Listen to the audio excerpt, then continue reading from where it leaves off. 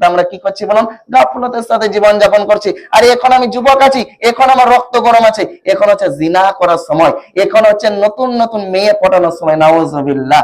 আল্লাহকে কি একটু ভয় লাগে না ভাই? যুবক ভাইরা কি মারা যায় না? বলুন, আপনাদের গ্রামে বোধহয় যুবকরা মারা যায় না, কি বলছেন?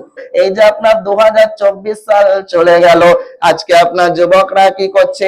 যেখানে আপনার কান্না করার কথা ছিল, হাই হাই আমার যে 50 বছর জীবন ছিল, সেই জীবন থেকে একটা বছর চলে গেল, আমি মৃত্যুর নিকটবর্তী হয়ে গেলাম। তো দেখুন, আমি আপনাদের সম্মুখে পড়েছি আল্লাহর কোরআন থেকে একটি সূরা, ছোট্ট একটি সূরা। আপনার সূরার নাম হচ্ছে সূরাতুল আসর। এই সূরার ব্যাপারে আপনার ইমাম শাফিঈ রাহমাতুল্লাহ আলাইহি, চারটে ইমাম, আমাদের বড় ইমামের মধ্যে একটা ইমামের নাম হচ্ছে ইমাম শাফিঈ রাহমাতুল্লাহ আলাইহি, তিনি বলছেন কোন একটা আল্লাহর বান্দা যদি এই সূরাটাকে ফলো করে, এই সূরাটাকে মহব্বত করে, যদি এই কথা মোতাবেক আল্লাহ রাব্বুল আলামিন এই ছোট্ট একটি সূরা, 3টি আয়াত, 2টো লাইনের মধ্যে যে কথা বলেছেন, এই মোতাবেক যদি জীবন যাপন করে, তার ইহকাল পরকাল আপনার ধন্য। বলুন সুবহানাল্লাহ। সেই সূরাটা আমি আপনাদের সম্মুখে পড়েছি। তো দেখুন, প্রথম নম্বর আয়াত আল্লাহ রাব্বুল আলামিন কি বলেন? আল্লাহ রাব্বুল আলামিন বলেন ওয়াল আসর। দেখুন, এটা হচ্ছে ইসিম, ইসিমের আগে যখন ওয়াও আসে, এটা আপনার আরবি গ্রামার, তো ওটা আপনার কসমের ক্ষেত্রে ব্যবহার হয়। আল্লাহ রাব্বুল আলামিন কসম খাচ্ছেন, ওয়াল আস, সময়ের কসম। বলবেন হুজুর সময়ের কসম কেন খাচ্ছেন? দেখুন, আমরা যে মাগরিব পর থেকে এখানে যে বসে আছি, 1 ঘন্টায় আমি ধরলাম, এই 1 ঘন্টা যে আমাদের হাত থেকে চলে গেল, আচ্ছা বলুন, এই সময়টা যদি আপনি পৃথিবীর বুকে লক্ষ লক্ষ কোটি কোটি টাকা দিয়ে কিনতে যান, তাহলে আপনি এই সময়টাকে কিনতে পাবেন গো? কি বলছেন? ইনারা পাবেন মনে হয়। কি বলছেন, পাবেন? কেউ পাবো না আমরা। তা আল্লাহ রাব্বুল আলামিন সময় আপনার অতি মূল্যবান সময়, তার জন্য আল্লাহ রাব্বুল আলামিন কসম খাচ্ছেন ওয়াল আসর।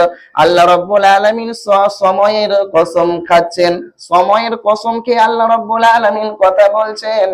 দ্বিতীয় নম্বর আয়াত আপনি পড়ুন, সূরাতুল আসরের 2য় নম্বর আয়াত পড়ুন। আল্লাহ রাব্বুল আলামিন সময়ের কসম খেয়ে তারপরে বলেন ইন্নাল ইনসানা লাফি খুসর।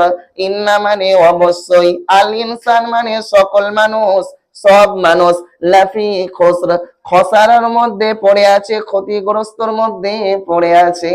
আল্লাহ রাব্বুল আলামিন প্রথমে আপনার মুস্তাসনা করে, পুরো আপনার পৃথক করে সকল মানুষকে আপনার ক্ষতিগ্রস্তর মধ্যে বলে দিলেন। বলবেন হুজুর কেন এই কথা বললেন? আপনি আল্লাহর অন্য আপনি একটি আয়াত পড়ুন, আল্লাহর কোরআন থেকে একটি আয়াত পড়ুন, পারা নম্বর 17, পৃষ্ঠা নম্বর 1, বাম দিকের পৃষ্ঠা, সূরার নাম হচ্ছে আম্বিয়া, 17 নম্বর, প্রথম নম্বর পৃষ্ঠার প্রথম নম্বর লাইন। আল্লাহ রাব্বুল আলামিন বলেন ইকতারাবা লিন-নাসি হিসাবুহুম ওয়া হুম ফি গাফলাতিন মুরিদুন। আল্লাহ রাব্বুল আলামিন বলেন ইকতারাবা লিন-নাসি হিসাবুহুম। আল্লাহ রাব্বুল আলামিন বলেন মানুষের হিসাব নিকাশের নিকটবর্তী হচ্ছে, হিসাব নিকাশের মানুষ আপনার নিকটবর্তী হচ্ছে। আচ্ছা বলুন, আমরা নিকটবর্তী হচ্ছি না? আমাদের কাছ থেকে আপনার 1 দিন 2 দিন, 1 মাস 2 মাস, 1 বছর 2 বছর করে এই যে আমাদের কাছ থেকে সময় চলে যাচ্ছে, এই সময়টা যদি আপনি পৃথিবীর বুকে কিনতে যান, কোথাও আপনি কিনতে পাবেন না। আপনার হায়াত ধরুন 70 বছর, আপনার হায়াত ধরুন 50 বছর, এই যে আপনার 2024 সাল চলে গেল, আজকে আপনার যুবকরা কি করছে? যেখানে আপনার কান্না করার কথা ছিল, হাই হাই আমার যে 50 বছর জীবন ছিল, সেই জীবন থেকে একটা বছর চলে গেল, আমি মৃত্যুর নিকটবর্তী হয়ে গেলাম। কিন্তু দেখুন ইবলিসে তাদেরকে কতটা আক্রমণ করেছে। যেখানে আপনার নামাজে 2 রাকাত নামাজ পড়ে কান্না করার কথা ছিল, আর সেইখানে তারা কি করছে? ডিজে নিয়ে, বক্স নিয়ে আপনার পিকনিক করে নাচ গান করছে।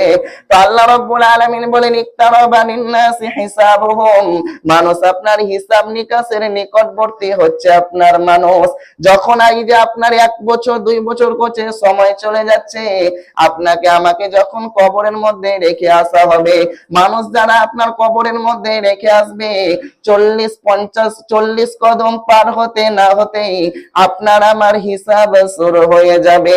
হিসাব হবে মার রব্বুকা, তোমার রব কোন হে? হে আল্লাহর বান্দা বলো তোমার রব কে? সে যদি আপনার আল্লাহর ভালো বান্দা হয়, দুনিয়ার বুকে ছিল, আল্লাহর কথা মোতাবেক জীবন যাপন করেছে, দুনিয়ার মধ্যে ছিল, নবীজি সাল্লাল্লাহু আলাইহি সাল্লামের তরিকা মোতাবেক জীবন যাপন করেছে, সেই বান্দা পরিষ্কার বলবে রব্বি আল্লাহ, আমার রব হচ্ছে আল্লাহ রাব্বুল আলামিন।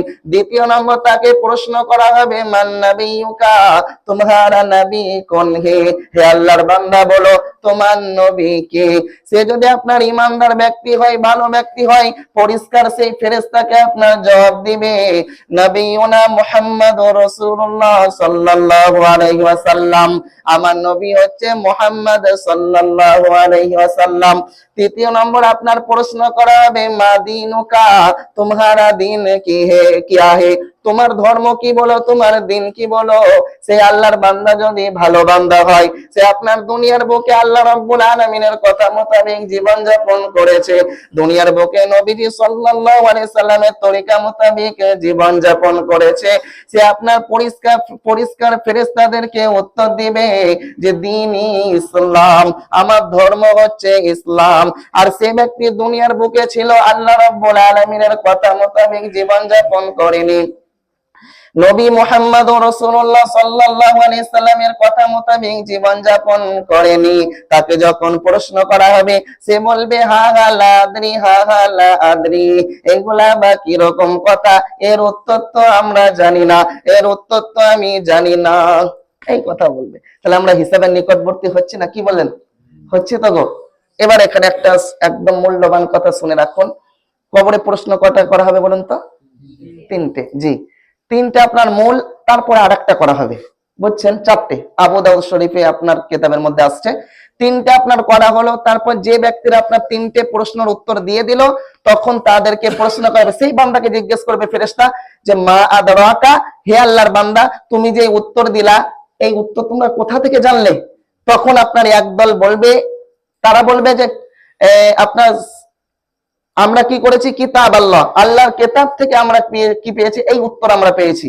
সেই ব্যক্তিকে কি করা হবে, আপনার জান্নাতের বিছানা বিছিয়ে দেওয়া হবে, জান্নাতের সাথে আপনার কানেক্ট করে দেওয়া হবে, জান্নাতের পোশাক তাদেরকে আপনার পরিয়ে দেওয়া হবে, আর বলে তোমরা শান্তির মতন, শান্তির সাথে আপনার কিয়ামত পর্যন্ত ঘুমিয়ে পড়ো। আর যে ব্যক্তি বলবে না আমি উত্তর পেয়েছি, আমি শুনে শুনে এই উত্তর দিয়ে দিলাম, সেই সব ব্যক্তিদের আপনার আযাব শুরু হয়ে যাবে, বুঝছেন? তো মূল আপনার মোট প্রশ্ন হবে চারটি, তিনটে যারা পারবে তাদের জন্য আরেকটা করা হবে, আর যারা আপনার পারবে না তাদের বুঝতে পারছেন পিটুনি শুরু হয়ে যাবে। তো আল্লাহর কোরআন থেকে আমি ওইদিকে চলে গেলাম। তো আল্লাহ রাব্বুল আলামিন 17 পারার প্রথম নম্বর আয়াতে বলছেন ইকতারাবা লিন-নাসি হিসাবুহুম, মানুষ কি করছে, হিসাব নিকাশ মানুষের দিকে নিকটবর্তী হচ্ছে, হচ্ছে না গো? বুঝতে পারলেন আমার এতটা কথা? বুঝতে পারলেন তো? তো তবুও আল্লাহ রাব্বুল আলামিন বলেন ওহুম ফি গাফলাতিন মুরিদুন, তবুও মানুষ গাফলতের সাথে জীবন যাপন করছে।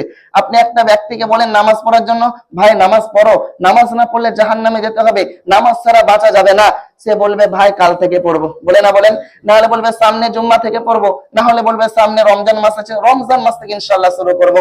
আচ্ছা বলুন, আমি যে এখন কথা বলছি আপনার সম্মুখে, বা আপনি এখানে বসে আছেন, আচ্ছা বলুন তো আপনি কি গ্যারান্টি দিতে পারবেন যে কাল পর্যন্ত আপনি আল্লাহর জমিনে বেঁচে থাকবেন? কোন একটা ব্যক্তি আছে বলেন গ্যারান্টি দিতে পারবেন? পারবেন না। আল্লাহর নবী বলছেন হে আমার বান্দা, হে আমার উম্মত উম্মতিরা, তোমরা মৃত্যুকে এত নিকটে ভাবো, তোমরা এত নিকটে ভাবো, যখন তোমরা নামাজ পড়ো ডান দিকে সালাম ফিরাও আসসালামু আলাইকুম ওয়া রাহমাতুল্লাহ, হে আল্লাহর বান্দা তোমরা এইরকম মৃত্যুকে নিকটবর্তী ভাবো যে ডান দিকে আমি সালাম ফিরলাম, বাম দিকে আর ফিরতে পারবো না, এত মৃত্যু নিকটে ভাবো। কিন্তু আমরা কি করছি বলুন? গাফলতের সাথে জীবন যাপন করছি। আর এখন আমি যুবক আছি, এখন আমার রক্ত গরম আছে, এখন হচ্ছে জিনা করার সময়, এখন হচ্ছে নতুন নতুন মেয়ে পটানোর সময়, নাউজুবিল্লাহ। আল্লাহকে কি একটু ভয় লাগে না ভাই? যুবক ভাইরা কি মারা যায় না? বলুন আপনাদের গ্রামে বোধহয় যুবকরা মারা যায় না, কি বলছেন? তো আল্লাহ রাব্বুল আলামিন, আমি পড়েছিলাম সূরা আসর থেকে, আল্লাহ রাব্বুল আলামিন বলেন ইন্নাল ইনসানা লাফি খুস, অবশ্যই সমস্ত মানুষ ক্ষতিগ্রস্ত। তারপরে আমি গেলাম কেন ক্ষতিগ্রস্ত, কিন্তু দেখুন সমস্ত মানুষ, এখানে অনেক আরো কথা আছে, আমি সংক্ষেপের মধ্যে যাচ্ছি। তো এই যে আমরা বুঝতে পারলাম যে আমরা গাফলতের সাথে জীবন যাপন করছি, যারা গাফলতের সাথে জীবন যাপন করছে তাদেরকে আল্লাহ রাব্বুল আলামিন লক্ষ্য করে বলছে তারা হচ্ছে ক্ষতিগ্রস্তর মধ্যে পড়ে আছে। কত ক্ষতিগ্রস্ত একবার মরুন, তারপর বুঝবেন। কবরের আযাব, সুবহানাল্লাহ। আপনার জান্নাতে আপনার 10টা সাহাবীকে জান্নাতের সার্টিফিকেট আল্লাহ রাব্বুল আলামিন দিয়ে দিয়েছিলেন, তার মধ্যে একজন ছিল উসমান রাদিয়াল্লাহু আনহু। তিনি কবরের পাশ দিয়ে গেলে আপনার হাউমাউ হাউমাউ করে কান্না করতেন, দাড়ি মোবারক পুরো ভিজিয়ে ফেলতেন, ভিজে যেত। জান্নাতের সার্টিফিকেট পাওয়ার পরও তিনার এইরকম কান্না করতেন। আর আমি আপনি কিসের টিকিট পেয়েছি গো? আমাদের কোনো কিছু চিন্তা আছে বলেন? কবরের মধ্যে গিয়ে আপনার কত রকম দুনিয়াদারি গল্প। আরে তোমার পাঠ ছাড়া হলো, কতদূর তোমার কাজ? আরে তুমি ওই জমি গিয়েছিলে, সেখানে গিয়ে আপনার হাসি মজাক চলছে, সেখানে মেয়েদের গল্প চলছে, এই তো আমরা জীবন যাপন করছি। এরকম করুন না, আল্লাহর পথে আসুন। তো আল্লাহ রাব্বুল আলামিন বলেন ইন্নাল ইনসানা লাফি খুসর, অবশ্যই সমস্ত মানুষ ক্ষতিগ্রস্ত। তারপরে আল্লাহ রাব্বুল আলামিন শেষ আয়াতে বলছেন, ৩য় নম্বরে আয়াতে, হ্যাঁ বান্দা, কিন্তু সবাই ক্ষতিগ্রস্তের মধ্যে নেই। 4 কোয়ালিটির মানুষ আছে যারা ক্ষতিগ্রস্তের মধ্যে নেই। সেই 4 কোয়ালিটি কি কি আপনারা জানতে চান? প্রথম নম্বর আল্লাহ রাব্বুল আলামিন বলেন ইল্লাল্লাযীনা আমানু, যে আল্লাহর বান্দা, যে বান্দাগুলো, যে মানুষগুলো ঈমান এনেছে তারা কিন্তু ক্ষতিগ্রস্তর মধ্যে নেই। বলে হুজুর, ঈমান আপনার কার উপর আনতে হবে? ঈমান আপনাকে আমাকে 7টি জিনিসের প্রতি ঈমান আনতে হবে। ঈমানে মুফাসসালের মধ্যে আপনি পেয়ে যাবেন। প্রথম নম্বর আপনাকে আমাকে ঈমান আনতে হবে আমানতু বিল্লাহ, এক আল্লাহর উপর আপনাকে আমাকে ঈমান আনতে হবে। এখন আমি কথা বলছি, এর ক্ষমতা কে দিয়েছে? আওয়াজ দিয়ে বলুন, আল্লাহ রাব্বুল আলামিন। আপনি আমি চলাফেরা করে, কে চলাফেরা করার শক্তি দিয়েছে? আওয়াজ দিয়ে বলুন। আপনি আমি ইনকাম করি, কে শক্তি দিয়েছে বলুন? আল্লাহ রাব্বুল আলামিন।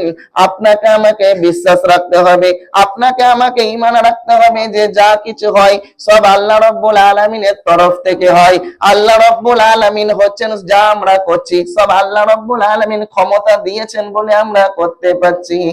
দ্বিতীয় নম্বরে আপনাকে আমাকে ঈমান আনতে হবে ওয়া মালাইকাতি, মালাকুন মানে ফেরেশতা। এখান থেকে বহু বচন শব্দ এসেছে মালাইকা। প্রত্যেক আল্লাহ রাব্বুল আলামিনের লক্ষ লক্ষ ফেরেশতা আছে। প্রত্যেক ফেরেশতার উপর আপনাকে আমাকে ঈমান আনতে হবে যে আল্লাহ রাব্বুল আলামিনের ফেরেশতা বলে আছেন। তৃতীয় নম্বরে আপনাকে আমাকে ঈমান আনতে হবে আপনার ওয়া কুতুবি, কিতাবুন মানে হচ্ছে আপনার কিতাব, বই। সেখান থেকে বহু বচন শব্দ এসেছে আপনার কুতুবি, সমস্ত আপনার কিতাবের উপর ঈমান আনতে হবে।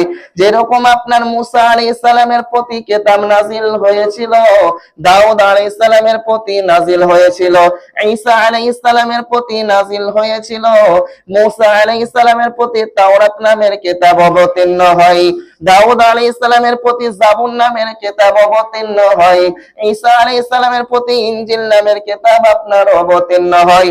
প্রত্যেক কিতাবের প্রতি আপনাকে আমাকে ঈমান আনতে হবে।